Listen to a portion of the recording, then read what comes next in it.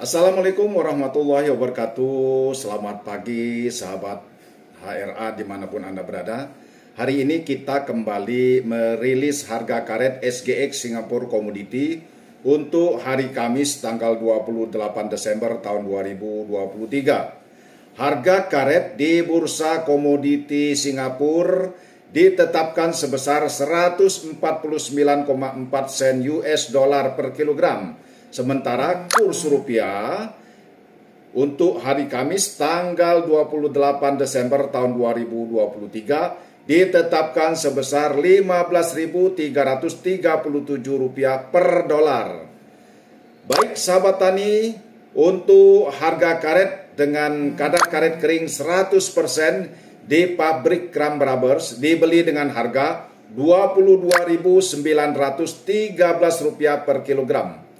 Ada kenaikan sebesar Rp119 per kilogram dibandingkan dengan harga karet hari Rabu tanggal 27 Desember tahun 2023. Baik sahabat tani, untuk harga karet berdasarkan kadar karet kering di pabrik Cram Rubber adalah sebagai berikut. Untuk karet dengan kadar karet kering 70% dibeli dengan harga Rp16.039 per kilogram.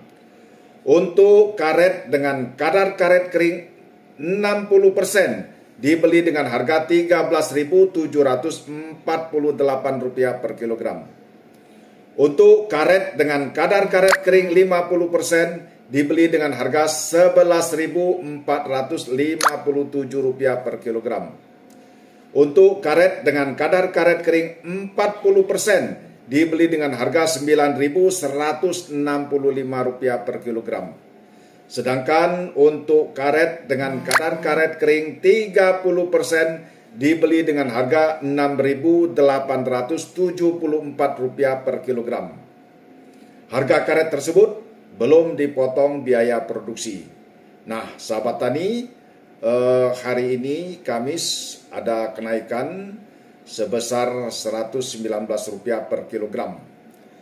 Mudah-mudahan ini dapat menambah pendapatan kita dan tentunya kita tetap harus prihatin dan berhemat karena harga karet masih stabil di dalam harga yang rendah. Baik sahabat tani, wacana untuk kemitraan khusus kembali kami gaungkan karena ada beberapa pabrik Cram Brothers yang ingin bermitra kepada UPBB. Artinya mereka akan bermitra sebagaimana layaknya petani sawit, petani plasma sawit dengan PKS, pabrik kelapa sawit.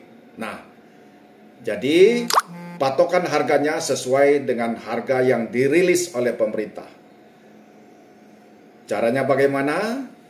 Antara pabrik Cram Rubber dan kelompok UPBB ini mengadakan MOU dan mensepakati harga karet sesuai dengan kesepakatan. Artinya begini, kalau karet pada saat ini ada di harga Rp22.913 per kilogram untuk kadar karet 100%. Maka masing-masing bisa mensepakati karet yang akan dijual ini berapa kadar karet keringnya. Kita anggap saja bahwa harga yang kita umumkan ini adalah harga yang sudah dipotong biaya produksi, harga real. Supaya kita tidak bingung, maka kita sepakati misalnya pada posisi K3 50%. Artinya setiap ada transaksi maka pabrik wajib membayar sebesar Rp11.457 per kilogram. Dengan catatan bahwa pabrik mengambil sendiri di UPBB, dan untuk susut serta biaya transport ini ditanggung oleh pabrik. Nah, kalau ini belum sepakat, maka bisa juga diberi alternatif. Misalnya K3 50% minus Rp500. Nah, jadi setiap kita umumkan, maka seperti hari ini misalnya kita ada transaksi, maka pabrik akan membayar sebesar 11.457 dikurang Rp500. Artinya pabrik akan membayar sebesar Rp10.957 per kilogram. Nah, jadi setiap transaksi, setiap hari lelang, karena nantinya tidak akan ada lelang lagi. Tinggal kewajiban UPBB adalah menjaga mutu sebaik mungkin, dan kewajiban dari pabrik adalah mengambil bokarnya setiap hari yang sudah disepakati. Apakah seminggu sekali, apakah 2 minggu sekali, ataukah sebulan sekali.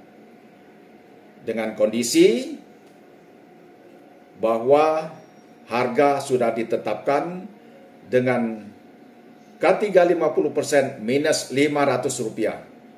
Itu yang wajib dibayar oleh pabrik terhadap UPBB. Nah, inilah namanya kemitraan khusus.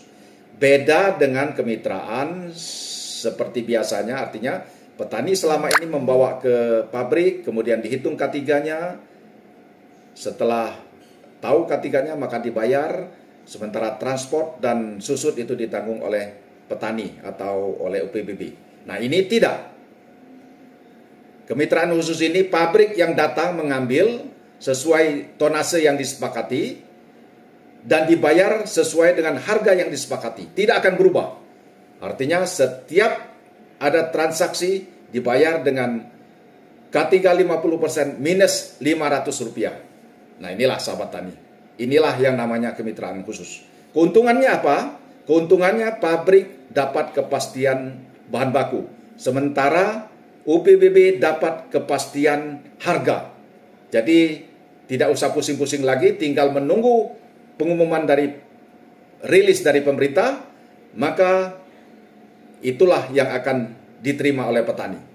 Seperti misalnya disepakati K3 50% minus Rp500. Sudah tidak ada lagi pertimbangan lain. Nah, kalau ini bisa dijalankan, maka pabrik dan UPBB akan sama-sama diuntungkan. Pabrik pasti untuk persyaratan IUIDR yang akan diberlakukan di tahun 2025, ini sudah jelas UPBB adalah yang bisa ditelusuri, adalah kelompok yang resmi, yang terdata dengan rapi.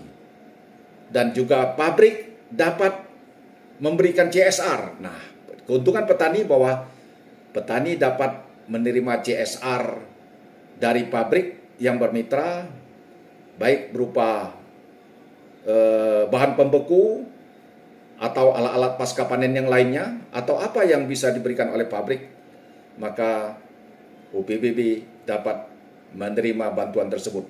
Dan pabrik tidak akan dirugikan karena toh barangnya akan kembali kepada mereka.